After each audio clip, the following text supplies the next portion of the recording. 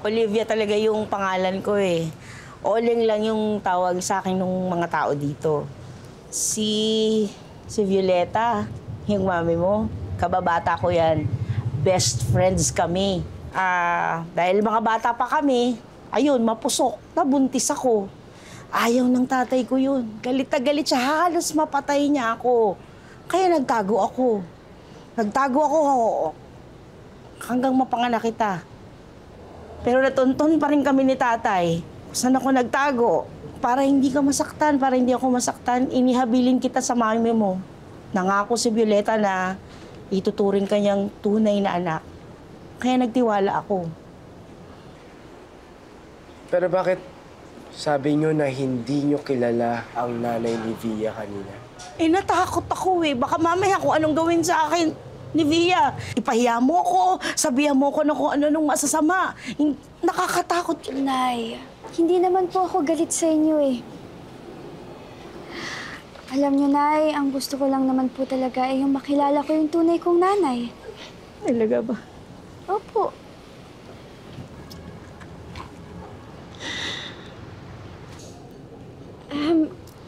Pero, Nay, saan ka po ba nakatira? Pwede ko po ba kayong dalawin? Medyo mahirap kasi puntahan yung bahay ngayon. Tapos hindi pa handa yung bahay para sa'yo. May service po kami dito sa barangay. Pwede po natin gamitin. Ganun ba?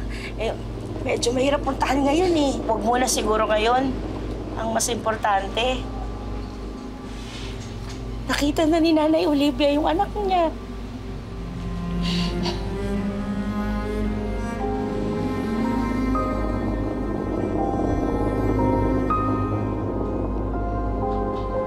Tina pa! Hi, Nanay! Hello, Nay! Hello! Hello! Ito po pala, Nay, para po sa inyo. Talaga ba? Opo. Kaya mo ba, Nay?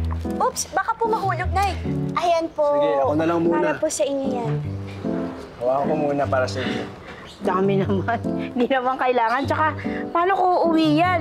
Magtitinda pa ako. Tsaka madami. Oo nga, Via. Mabuti pa ako na lang muna mag-uwi ng mga iba. Ito, mansanas. Ay, hindi, Nay. Talaga ba? Okay po, ganito, mas maganda. Tutulungan na lang po namin kayo magtinda ni Kiko ng mga tinapa. Hindi ba, Kiko? No? Oo. Pero, Nay, pwede ko po bang i-vlog to? Kasi gusto ko po sana i-document yung pagkikita natin eh. Kiko, videohan mo nga kami. Hoy, Via, para sabihin ko sa'yo, hindi mo ako utusan. Fine. Babayaran kita. Ay na nga. O ano bang angulo gusto mo? Ay, grabe, ang ganda naman, oh. Ganda. Okay, guys! Hi! So, good news po! Finally, I met my real mom! Excited na ba kayo? So, eto po si Nanay Olivia, a.k.a. Nanay Oleng. Say hi po, Nay! Grabe. Kailangan ba talaga nito?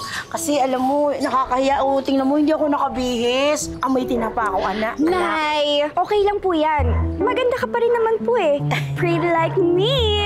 Okay lang yan, Nay. Salamat pero hindi talaga ako sanay sa ganyan-ganyan eh. Pasensya ka na talaga ha.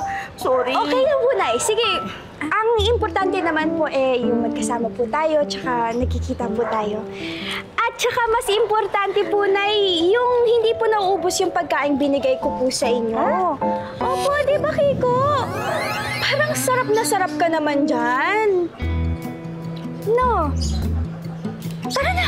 Magbenta na tayo ng tinapa! Ay, tinapa oh. Tinapa! Tinapa!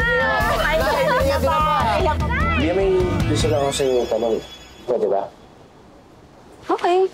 Ano yan? Hindi ka ba nawiwirduhan sa nanay mo? Nawi-weirdoan? Bakit? Kasi tignan mo ilang araw na kayo nakikita. Pero ni isang beses hindi ka pa nakapunta sa bahay niya. Pag nagkikita kayo, laging dito lang sa barangay. Tapos ng isang araw, naalala mo ayaw niya magpa-video sa'yo? And... so? Wala lang. Baka lang may tinatago siya sa'yo.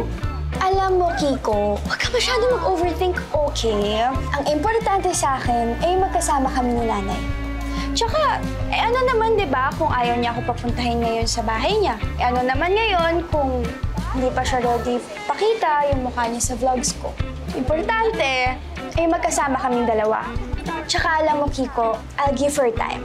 Kasi darating din naman talaga kami dun eh.